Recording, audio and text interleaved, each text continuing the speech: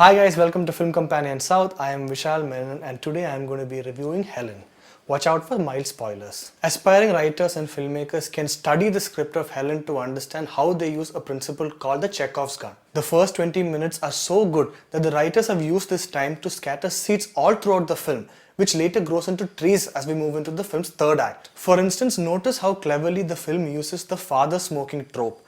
Like in most father-daughter films, it's very common to see the father secretly smoking, pissing off the daughter. Here too we get to see that. What might appear like a cliche in most of these other situations, they've tried something very different with it. The film hides the redundancy in such cliched scenes by masking it with some clever comic writing.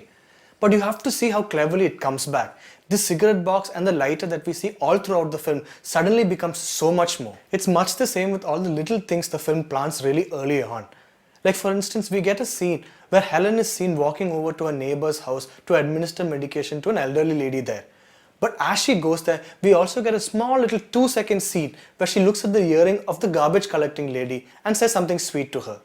It's just 2 extra seconds, but see how this comes back later on and you're amazed at the effect. The detailing too is exceptional, even in the way a casual dialogue or a casual scene fits into the larger design of the film. On a routine scooter ride, Lal jokes to his daughter about how he lost all his complexion after working under the hot sun in the Middle East. Now this might seem like just another line, but later when both the father and the daughter go to a theatre to watch a movie, Lal sits back, looks up and says cooling pora, or that it's not cold enough. Now if you haven't already seen the trailer, the film is about a girl named Helen who works part-time in a KFC like fast food company, but she gets stuck in the freezer when she works a night shift on a particular day. So after this wonderful setup, the film transforms into a survival drama which works both ways. First is internal, as Helen, stuck in the freezer, tries to get out. But it also works from the outside when a bunch of unlikely people come together to find the missing girl. Now in a regular survival drama, the film tries to see this from just one point of view.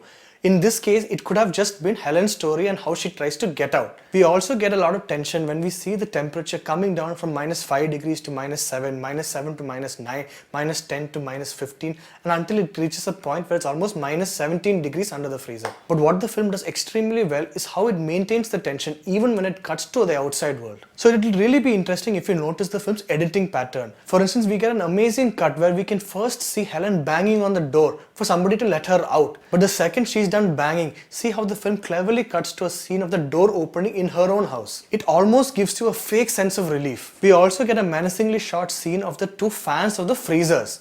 But even this too is intercut with a very rickety, slow-moving fan that is set in a police station. The segues are integrated so well that you never lose the tension even when we move from inside the freezer to outside. Yet the film is not just Helen's survival story alone. It tries to say a very wide story of two generations and how they look at each other. In an earlier scene, we see Paul asking his daughter Helen why she has a friend who's a Muslim. These biases are then reflected again by a police officer played by Aju Varghese, who immediately changes his stance when he understands that the girl's friend is a Muslim. But the film is surprisingly and thankfully less critical of the younger generation. Now they might have terrible habits, but eventually when push comes to shove, they always deliver on their promises. But Helen's humaneness is what makes the film really beautiful.